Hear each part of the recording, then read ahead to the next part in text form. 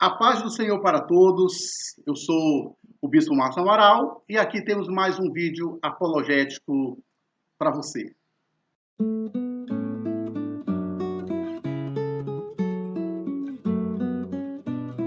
Por exemplo, quando em Marcos 16:16, o chamado final longo de Marcos, ele diz que aqueles que forem convertidos e batizados falarão kainos glossa, novas línguas. Ele está se referindo àqueles que creem falando novos idiomas. A leitura natural de quem lê o texto é que esses homens falariam outros idiomas, e idiomas conhecidos, com estruturas linguísticas possíveis e até reproduzíveis.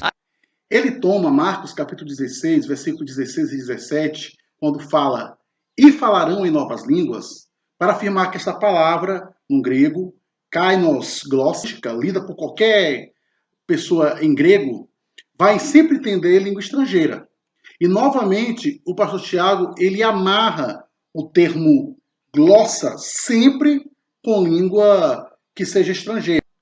É importante entender que Marcos 16, do versículo 16 ao 18, começa a falar sobre os sinais que acompanhariam aqueles que crescem. E esses sinais acompanharão. A palavra aí no grego para sinal é semeion.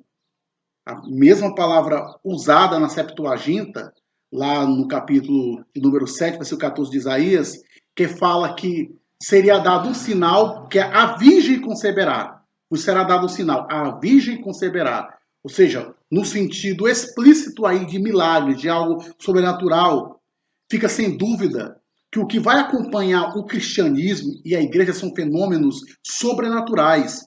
Aí ele começa a narrar, em meu nome expulsarão os demônios, curarão os enfermos e falarão em novas línguas. Ou seja, é um ato sobrenatural de Deus que acontece na história da igreja. Então isso é fato que essas realizações sobrenaturais do Pai acontecem desde o início de Atos até agora, né? Claro que o pastor Tiago e outras pessoas vão dizer que não são línguas espirituosas porque não creem nisso. Mas o fato é que a Bíblia diz que esses sinais acompanharão todos que creem. E todos que creem acreditam até agora.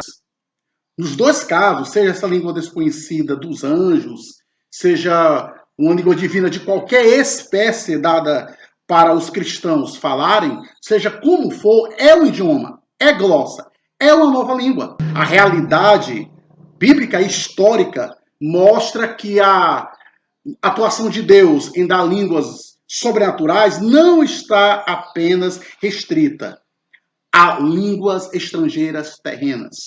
Além de tudo isso, eu quero também chamar a atenção para o sentido de kainos, glossas, kainos.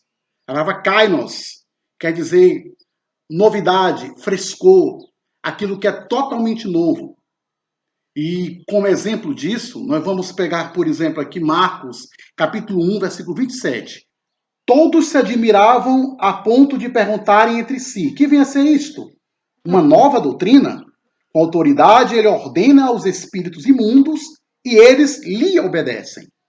Observe que eles estavam destacando as obras e os ensinos de Jesus, chamando de nova, kainos, doutrina.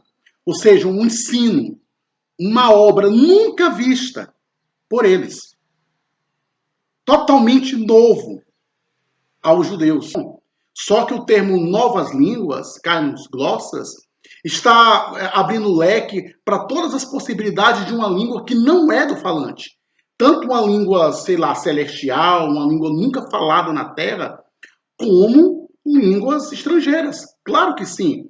E o decorrer dos textos das escrituras neotestamentárias está mostrando sim que são línguas estrangeiras e são línguas celestiais, espirituais, ou seja, falar em mistérios, como fala as escrituras.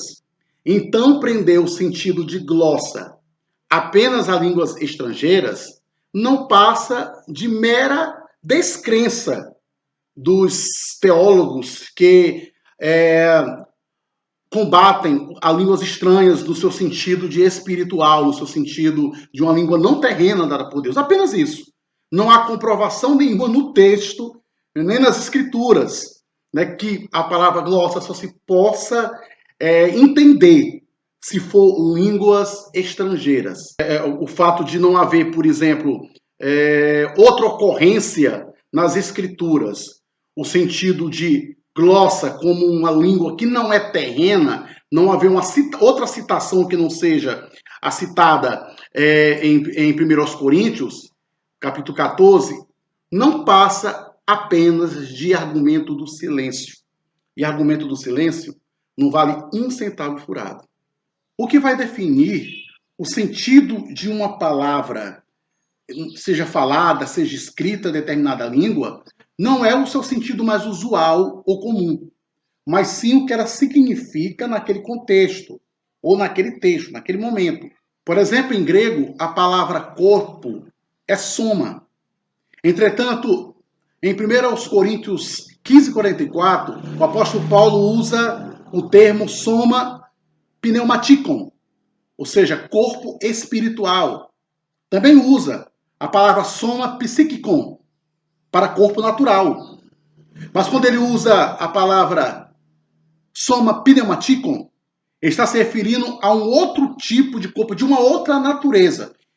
Ou seja, deixou de ser o usual soma no sentido orgânico, no sentido material para corpo, né?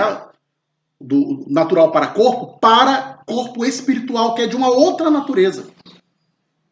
Embora use a mesma palavra soma. O Dr. Russell Shedd, reformado, ele fala que este corpo espiritual é um corpo adaptado à existência espiritual. Embora mantenha o sentido básico de corpo, não tem a mesma natureza de um corpo material. É um corpo diferente. É um sentido de corpo não usual. A mesma coisa se refere a línguas espirituais, a línguas estranhas. Embora línguas estranhas mantenham um sentido básico de expressão fonética com o uso da língua, no entanto, a sua natureza ela é diferente. Ela é sobrenatural. Checkmate.